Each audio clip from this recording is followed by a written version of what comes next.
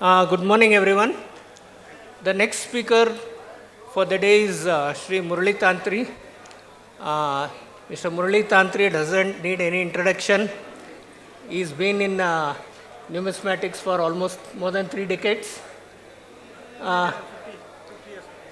He says half a century. So, and he's been a good friend for more than 35 years. Today, Mr. Murali Tantri will be speaking on languages in Indian languages in Indian banknotes. It is always a pleasure to listen to Mr. Murali Tantri. He is a very good speaker and is a authority on banknotes of India. And at present, he is also a curator at the Rizwan Razak Museum of Indian Paper Money. And when anybody who goes to the museum, he is passionately explaining each and every note. My wife and their friends had gone, so they have great experience. So the floor is to Mr. Murali Tantri. Thank you, Mr. Tantri. Good morning, friends and fellow collectors. So, Mr. Varprasad has already introduced me. I am Murali Tantri.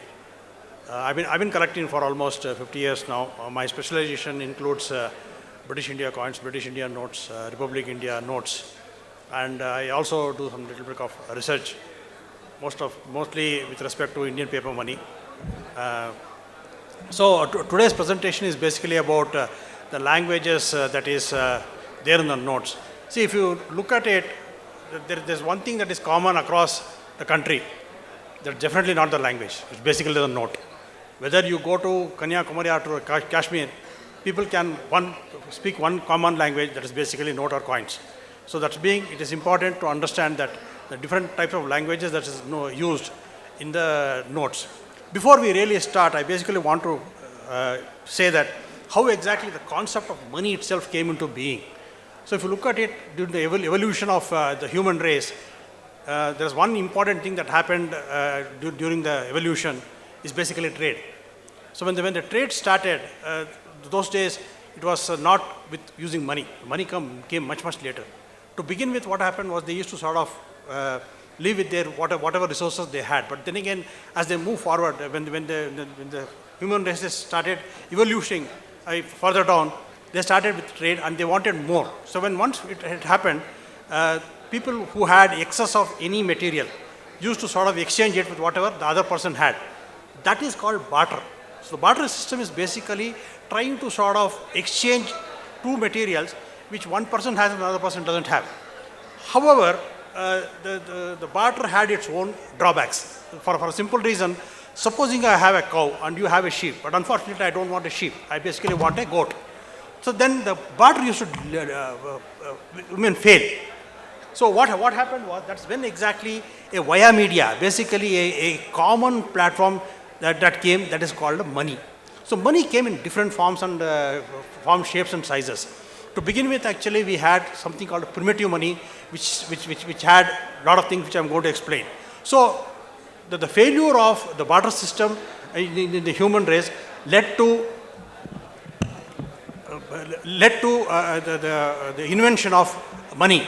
Money could be classified into different sections, which I'm going to cover in the presentation. So let's start the presentation. So this is the starting of it.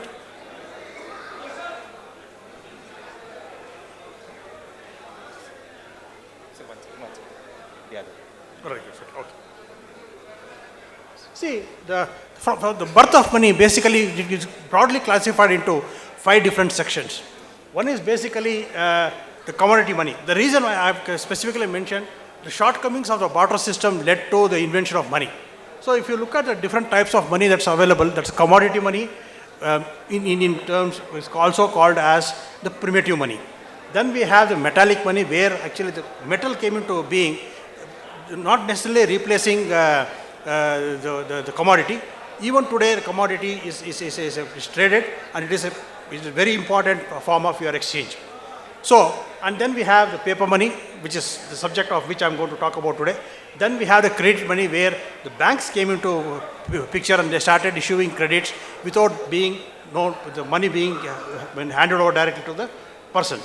Then came the digital money, what we are living today. The today's digital money is, a lot of people here might not be having a single pie in their pocket, but their mobile has a lot of money in that. So they use digital money. So this is a new thing which has happened. But having said that, this is very, very important. With the money's advent, has the barter system failed? No, it has not failed. Even today, the barter system is very much in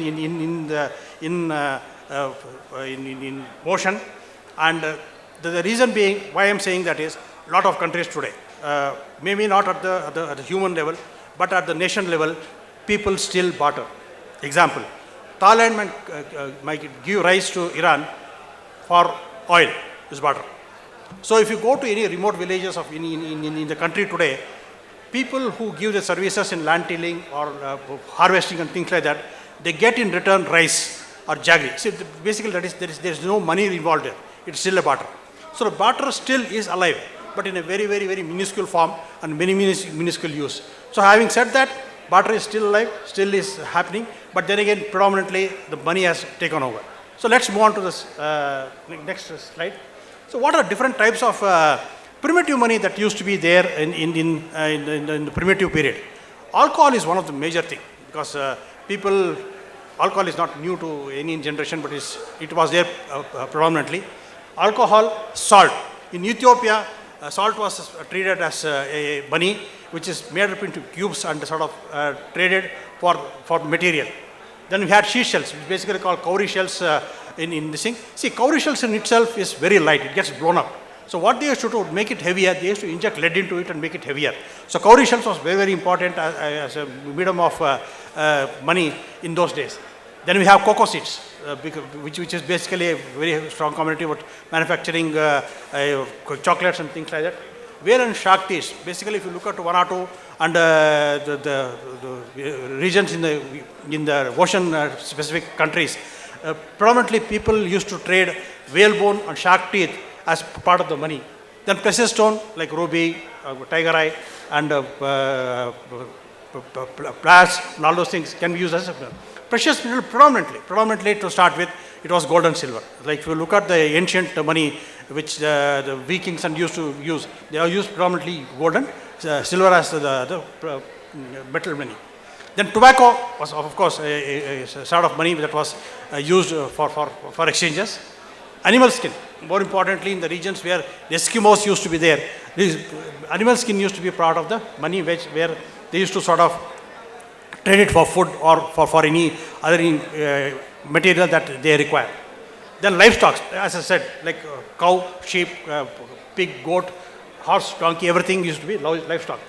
Feather of birds, the TPS, the American Indians, who actually if you look at their crowns and things like that, most of them it's birds of feathers of different birds of prey.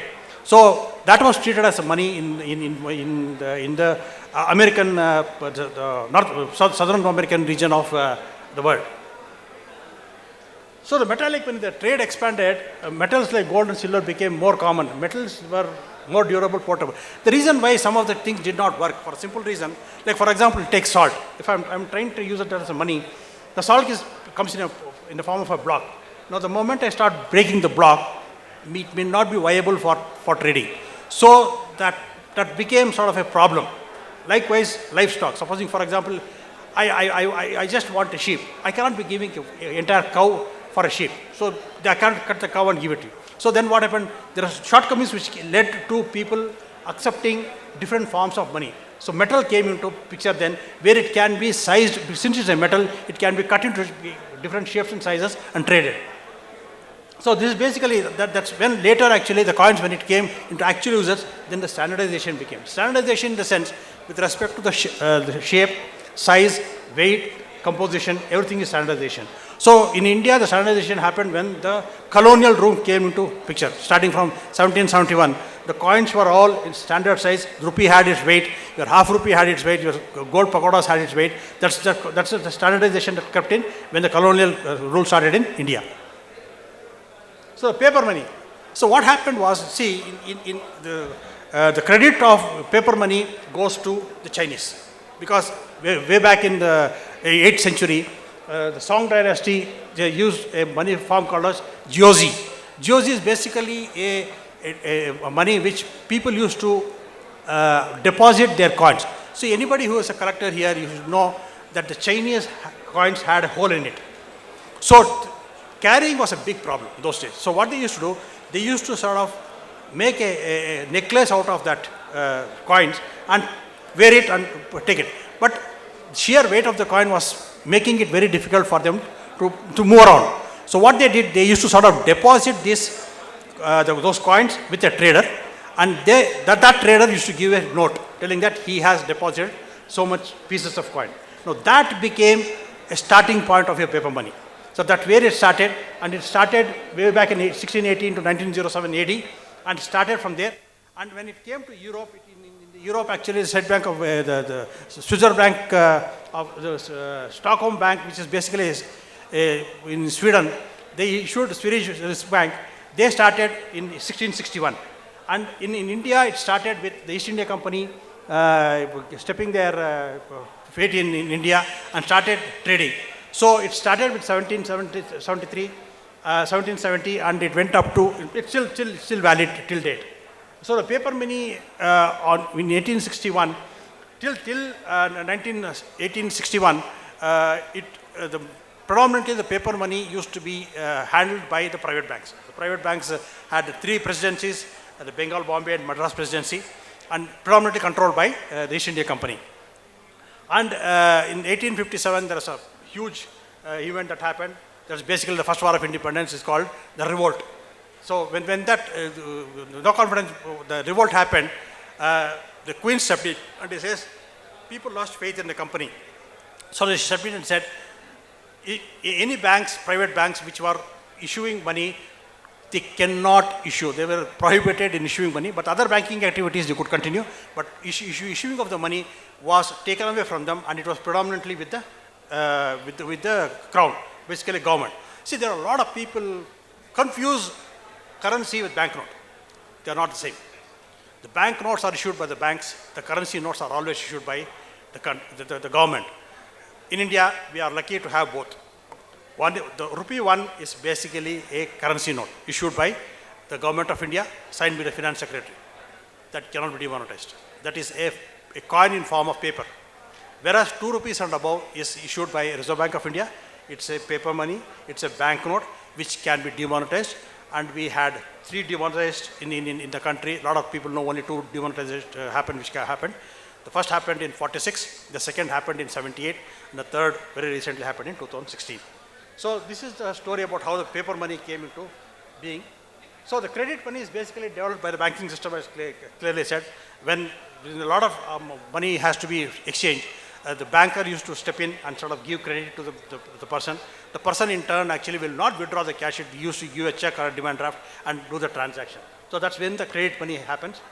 Then finally the digital money. Digital money today is most of the transactions which we used to do at least in 10 years back with the small changes being in our pocket. Today everything is transformed to a digital money where everything is done through your internet or your mobile phones and things like that. So henceforth, anybody who basically want to see money, they have to seek my help and come to the museum. So what is C? A lot of people, they confuse. Coming to the main subject of the thing, what is language and script? A lot of people confuse language with script. It's not the same. Language is a spoken language. It's a colloquial language which is spoken. Script is the one that is used to write the thing. Predominantly, if you look at it, the language refers to a method of spoken communication, what we speak. Not that every spoken language has a script. There could be, for example, Marathi does not have a script.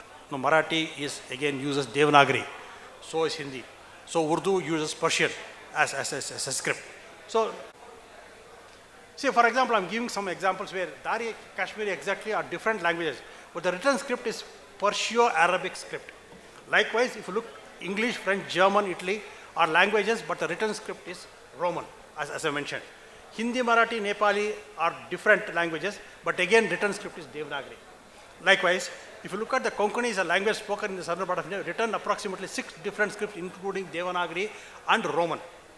Okay. Punjabi is a language that is spoken both in India and Pakistan, however, written in Shanmukhi script in Pakistan and Gurumukhi in India. So there are a lot of things that happen, so let's not mix up language with script. So now the actual subject starts. All these images are the actual images from private collection of Dr. Rizwan Razak, and he has been very kind enough to ask me to share the images. So I'm just coming here. If you look at this very early note, basically issued by the Providence Bank under the East India Company control, we had 3 presidencies, the Bengal, Bombay, and the Madras presidency. So these are some of the very, very early notes which are issued from 1871 to 1861. So if you look at this particular note, you have the numbers, you have the Arabic numerals, which is basically on the sides here, and the denomination of numerals in words written in Persian, Hindi, and Bangla. So if you look at the reverse, it clearly is the denomination words in Hindi, Persian, Bangla on the top. You have 16 written. Here, there are 2 common things which I am not going to touch, English and Hindi, which is common. I am not going to touch it. Apart from these 2 languages, whichever is there, I am just going to highlight those only those languages. So if you look at it, Hindi and English are still there, but I am not going to touch that because it's part of the note. And in the numbers, we have in an Arabic numeral written on the top over there, and here in the next to 16, and the words in Persian, Hindi, and Bangla. Reverse, as I said, mentioned Hindi, Persian, Bangla, on top of the numerals above. If you look at the numerals on the top, we have numerals. Then we have the Bank of Hindustan, where the languages predominantly used on the lower bottom here is Bangla, English, and Persian. So you have the rupees 20 written in 3 different languages. They're all very, very early issues, which dates back to 1801 to 1819. Again, another different note, basically where we had Bangla coming in place of in Hindi was there, English was also there, and you can see the same thing which is as part of the 16. The same thing is repeated here also, but it's a different denomination. So then this is early bank is the Bank of Bangla, where we have the Bangla, Persian, and Kaiti. Kaiti is a language spoken in the upper part of Uttar Pradesh. So the script that they use is Bangla, and the word actually written here is used predominantly in Bangla. See, these notes are all basically, even though it is typically like a promissory note, these are not printed. These are all handwritten. Basically, if you have the note in your pocket, it clearly says, I promise to pay the bearer. In this case, it clearly says, I promise to pay Mr. X or the bearer. So that means to say, only the person whose name is there can go and exchange it, or his bearer. And this is exactly, that's why if you look at it, the serial number, the date, and the name, everything is written. So this is all, should understand, these are all single-use notes. Mean to say, these are all backed by precious metal, that is gold or silver.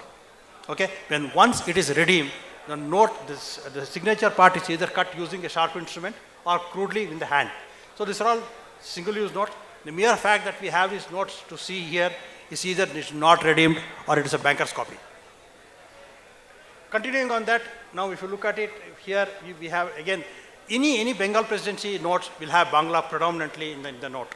And here also you can see the numericals at the back with Bangla on the reverse, and in the front we have English numerals, and other languages that is used is Persian, Kaiti, and Bangla.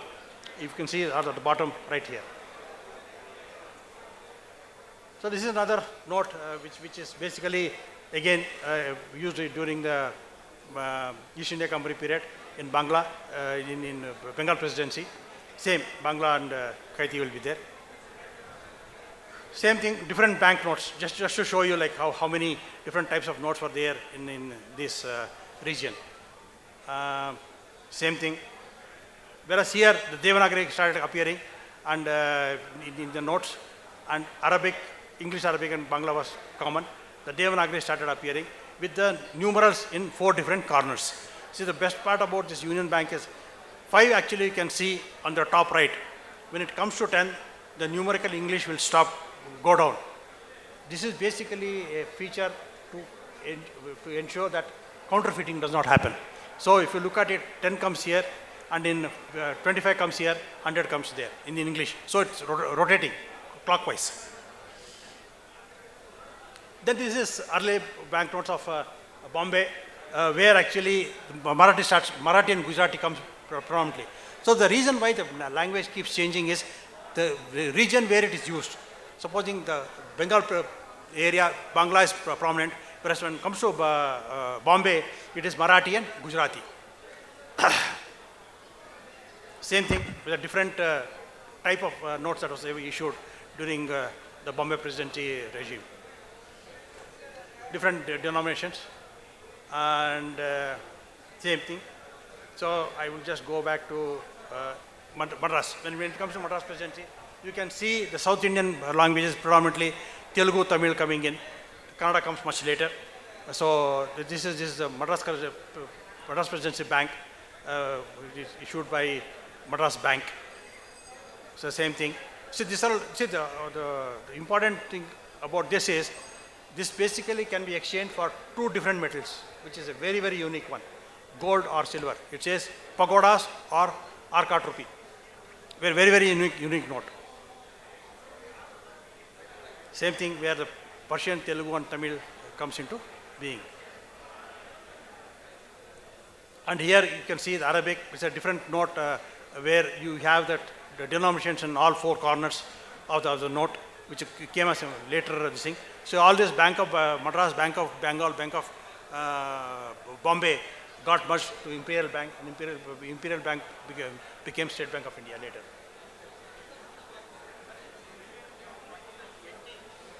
NT is Tamil's 50. Tamil's 100. That is not NT. In Tamil, it is the Tamil script numerical. Tamil numerical. It is not NT.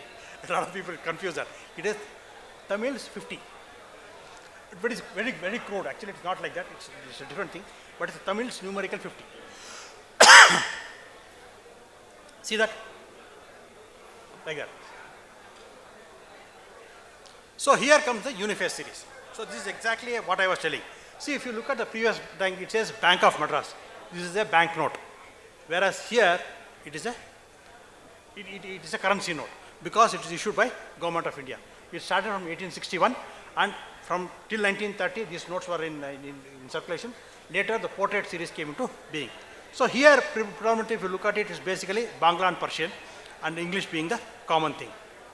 And here exactly is a very interesting thing where what happens is, these are Uniface notes. There are 7 different circles: Bombay, Calcutta, Madras, Karachi, Lahore, Rangoon, and Kanpur. So as and when the circle changes, the language panel changes. So if you look at here, it has Urdu, Kaiti, Hindi, and Bangla because it is in Calcutta. So if I go to another thing, so if it says Akola and this thing, you have Gujarati and Marathi and Kannada coming in because it's in a different region. And this is Akola is a main branch, and the Bombay is a main branch, and Akola is a sub branch.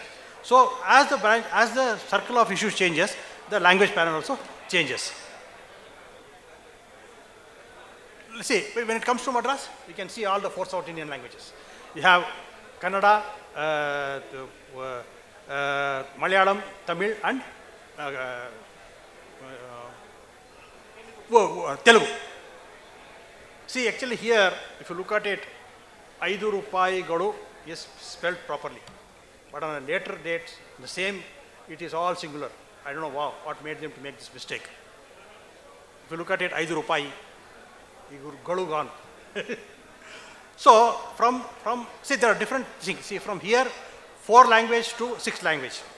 Because what happens is Calcutta, very, very surprisingly, you have Kannada in Calcutta, which is very rare, very, very extremely rare. Likewise, when it comes to Rangoon, we had Shan, is basically a Burmese language, and we have the Urdu, then we have the Chinese because we have the Chinese influence, Tamil. So you have Tamil Nadu in south, Burma is somewhere up. Why Tamil? Chettiars did what? They were traders. Predominantly, logging was their business. For that reason, because of that, their influence, yes, sir. So predominantly, that the reason why they had larger community of trading community from Chettiars, Tamil was introduced in this particular note. From 4 to 6 to 8. So now if you see, this is basically one step before the universalization happened. So if you see B here, B meant for Bombay. So later actually that even B was removed. So the notes can be used in any circle without any restrictions of using in particular region. So I'm just giving an example of different language panels, different series of uniface notes. All these notes you probably can see if you visit the museum. And this is a 10,000 note, very, very extremely rare note which is there. And you can see the languages Urdu, Kaiti, Hindi and Bangla note in this. So then actually starting from 1930 onwards, the portrait series came replacing the uniface series, where we had the portrait of George V coming in. 1917 is the year when the note came into replacing coin. Till 1917, the lowest denomination of note was 4 rupees in Bank of Hindustan. Till such time, anything less than 4 rupees was always coins. Only in 17, we had the note coming into picture in the form of paper. So if you look at this particular thing, we had Urdu, see there are two here. There is one is a corrected Urdu, that's the last corrected Gujarati and incorrect Gujarati in the last line. But the languages that were used was Urdu, Kaiti, Bangla, Burmese, Telugu, Tamil, Kannada and Gujarati. Because this is a universalized note, it was used across all the country. So we had around 8 languages in this particular note. And the same thing when in the 1935 series we had the same thing, but instead of the back of the note, it was in the front of the note. Likewise, we had 2.5 rupees, same thing which very, very rare denomination. We had Urdu, Kaiti, Bangla, Burmese, Telugu, Tamil, Kannada and Gujarati. So when in the portrait issue, again, if you look at it, Kannada is singular here. Whereas Telugu is plural, Kannada is singular. So the same 8 languages continued in different series of the portrait notes, which had different denomination. I really don't want to go really to different things. I'm just putting that different denominations that were available. The language remains the same. Because when it came to this thing, we had the Burmese also in this, because it was the same notes with the overprint was used in Burma also. That's why the Burmese was kept into this. Different denomination, 10, the old issue, the later issue, and the smaller issue. There are 50 rupees, the very famous 50 rupees, and the 100 rupees. See, this is the only place where you really don't see the Government of India in the note, except for Government of India below the signature. But in the entire note, you don't see a Government of India at all. I don't know whether it's done deliberately or a blunder, but this 100 rupees note never had Government of India predominantly in any part of the note. It's only here for the Government of India here. We have it, but it's not there anywhere in the entire note. Huh? No, watermark was there, but the print is not there. The print is only in the signature for the Government of India here. The entire, because it's a very big denomination, but somehow it was there in circulation for so many years. Villa? Why? Alala. Hakila. Basically, it could be because of the design, because of the watermark area. Design is through both. We don't know, but why they did not put it except for the far. Far is not for anyone. For the Government of India. But the Government of India is in this, it is not there. Huh?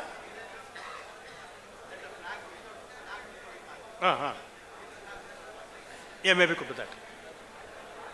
Like see, here you have. Then we have the George VI thing. And these are all quite common. The George V and George VI are quite common. I really don't want to take too much of time. What is important is our thing. And again, comes to Goa. We had four colonies: British, Portuguese, Dutch, and French. Except for Dutch, all the three colonies issued notes. And this is Portuguese colony, where we had Marathi, Gujarati, and Kannada. And then again, it's again singular. Even though it says 20, it had Ippattu Rupai. Even they made a mistake of not putting in plural. Then we had the French India, where we had Malayalam, Tamil, and Telugu. Because Pondicherry was a little far away from Kannada region, the Kannada was missing in the French India. Then we had the notes actually was at the denomination was at the side of the bust of the Marian. We had the denomination as well as the words at the reverse. And in Hyderabad we had Marathi, Telugu, Kannada, and English. And it said OS rupees, in the sense Osmania state rupees. Okay, so it's called OS rupees here, and we had the denomination right in the front.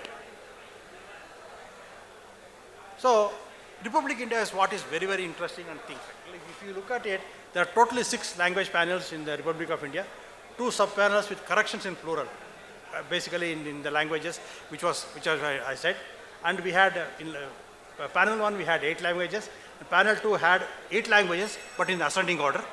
Then we had Hindi and Kannada, plural used, because Rupiah, if you look at Ramarao notes and all, it says Rupiah. Rupiah came much, much later. So the corrected one is 2A, and in language 3 we had panels realigned 3 plus 1 plus 1, that is in the Fafra note of 100 rupees.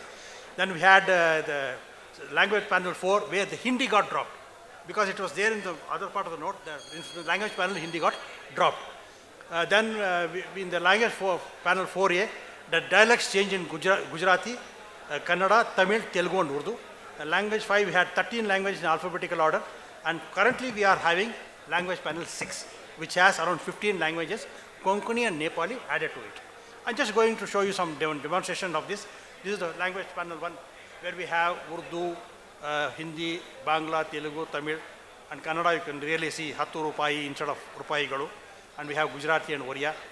Then we have examples of 2. Again, here you can see Hindi Rupaye instead of not Rupaye, and it is basically in the order, in the alphabetical order, language panel 2. Then we have the thing getting corrected, Hindi becoming plural and Kannada also becoming plural, Aidu Rupai Galu, and the Panch Rupiye, so the plural got added in this. And this is a different panel for 100 rupees, where we had in a different style. Basically, the language used was the same, but in a different style. So here we had Hindi removed from the panel, where the other languages were retained as it is. And in the panel 4, Gujarati, Kannada were changed. So, Savira Rupai became Ondu Savira Rupai. So, those are a few changes that happened in this particular panel. So, this clearly shows what are the changes that happened from old to new, with a yellow square highlighting those changes that happened in this language panels. Now we have the language panel where these languages were added. Assamese in the blue were added later. Assamese, Kashmiri, Malayalam, Marathi, Punjabi, and Sanskrit also came there, and 6 new languages are added in this panel 5. This is what we have today. We have Konkani and Nepali added in this particular section. So,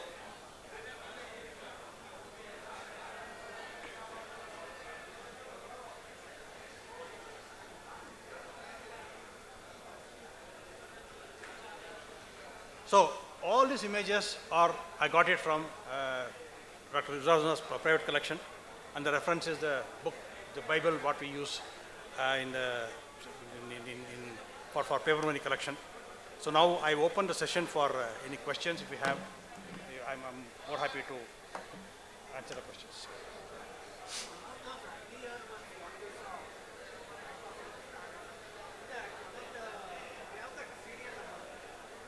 Handwritten. Note. Yes. No, sense, see, all these notes which were sort of redeemed were destroyed. See, any note which was redeemed or destroyed. So that's why I said in the beginning itself, the mere fact that we have the specimens, either it is not redeemed or a banker's copy. Exactly. So the number of notes used were sing. See, one thing you should understand during the British regime, up to 10 was with the common people. Okay? 50, okay, people with a rich this thing. But 100,000 and 10,000 were predominantly with the government officials and the banks. See, even today, if you go to US, lot of people, they don't know that there is a note which exists for 500,000, 5,000, 10,000 dollars. They don't even know. Lot of people, I can confidently say 80% of the people wouldn't have seen $100. They don't even know there's a $2 note. So that being the case, that's quite possible that that they are not aware of it. And here also in this, if you look at it, that's why when the Japanese tried in the World War II, when they tried to counterfeit the currency, they counterfeited the 5 and the 10, but they never touched 100. That's because the common man always used to use the 5 and the 10, but not the same. So that would sort of destabilize the economy and not the 100 ones. Because 100 ones were available with only elite people, ultra rich people only. But the common man wouldn't have even seen, leave alone using it. Correct. He wouldn't have even seen it. One more question is, in the entire thing, you showed Portuguese, Dutch and other things. Other than that, you showed only Hyderabad. We had so many princely states. Didn't any of these princely states issue any currency notes? Didn't any of these princely states like Travancore or Mysore or North India, any of them, none of them issued banknotes or paper notes? No. See what happened during First World War, coins were withdrawn to fund the war, silver coins. Mysore, Travancore and Hyderabad placed a request with the Britishers for issuing the currency. Since the Nizam of Hyderabad were very loyal to the British crown, he got a permission. Mysore, we are told the plates are ready, but they never got the permission. So was Travancore. That's one reason actually he got the permission to mint his own money and put it in circulation. So people who used to move from the Deccan region, which basically is predominantly the Nizam's area, to other region, they had to exchange this. Exchange 1 rupee 7 paise of Hyderabad equivalent to 1 rupee of British. So that was the exchange that had. So was people who used to come from Goa to the other region. The exchange rate was there. Maybe it was 1 rupee 10 paise instead of 1 rupee 7 paise. It was like that. But the reason why they gave him that permission is only that. Also, if you look at it, all these notes were not printed in India. Till 1935, all the notes were printed in London, shipped to India.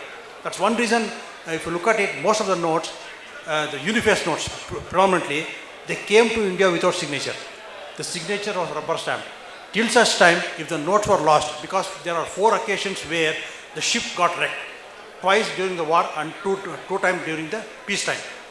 Twice because it hit the iceberg, 2 times it was hit by the torpedoes by the German submarine. So when it got sunk, people, the notes which were printed got sunk. That was the case, SS Breda, SS Egypt. There are 2 consignments which had British Indian banknotes and Hyderabad notes. So it got sunk. Later, after 20-30 years, the treasury, the booty hunters, they went down, they went to the base of the ocean and retrieved these. They got coins and they issued notes also. In 1935, when the note, one of the consignment of the note came, the only the watermark paper came, because the facility to print the notes already started in Nasik. So the paper still used to come from London. The printing used to happen here. That's why you see the 5 rupees and 10 rupees watermark paper being sold here. So that was retrieved. And if you look at it, there is a debate still happening. That was the time George VI took over the crown from his brother. So the watermark they still say it is Edward's and not a George VI. Still a debate. But in the watermark we cannot make out. The only difference that the brothers had is Edward VIII had a blunt nose and George VI had a sharp nose. From the watermark, it simply cannot make out. But still they say the watermark is of Edward VIII, but the note actually printed is for George VI. One last question from my side. There are a lot of Tibetan notes that we are seeing here. Why is not part of your lecture No, now? see, Tibetan notes is basically it's a localized, very localized note. Yeah, and it is used only in the Tibetan region. But it's even today it's a conflicted thing. Likewise, if you look at it, the cash coupons, the cash, the cash coupons were used in in the princely states. That is true during the Second World War. There was a lot of the smaller denominations. What do you call? The pieces and things which are predominantly made out of nickel, copper and bronze was withdrawn to manufacture bullets. So to tide away that situation, they started issuing cash coupons. So the cash coupons was later redeemed with the actual money when the situation improved. So cash coupon could be in the form of a stamp or like your gold platform ticket with thick cardboard, or it could be a plain paper. But it was confined to that region alone. So Morvi issued this is called Hawala tickets, the Hawala notes, which are used for trading purposes alone, not for general public. So that could be the reason. Hello. Thanks, Hemant. See, this is basically one of the cases where actually the note got sunk, and this is the watermark. You can see here.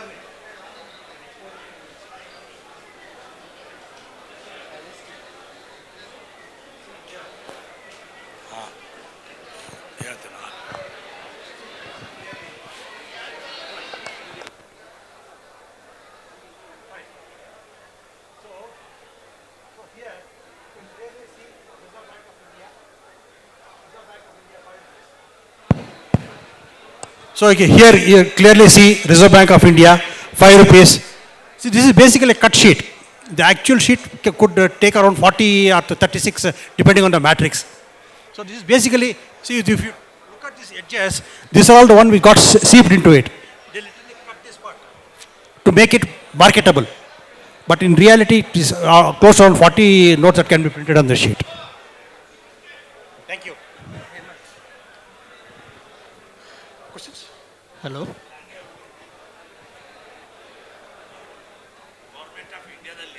Hello? Hello?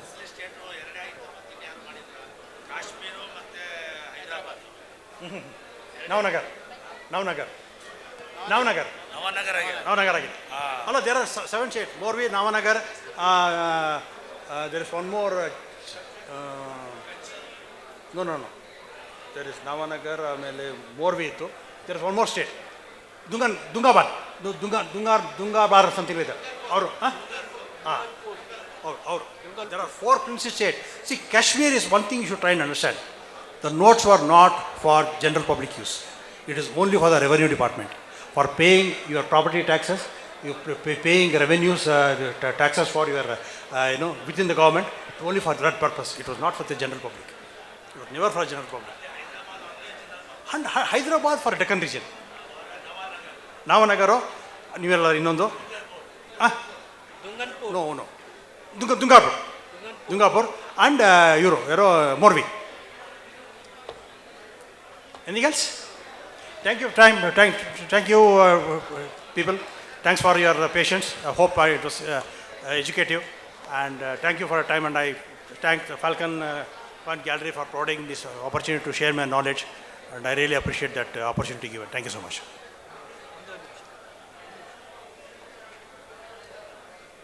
On behalf of Falcon Coin Gallery, Bangalore Coin Exhibition, Mr. Kirti Parekh and myself, I thank Mr. Murali Tantri for an excellent lecture. He covered almost the entire facet of Indian currencies, languages. Thank you, sir. Thank you very much.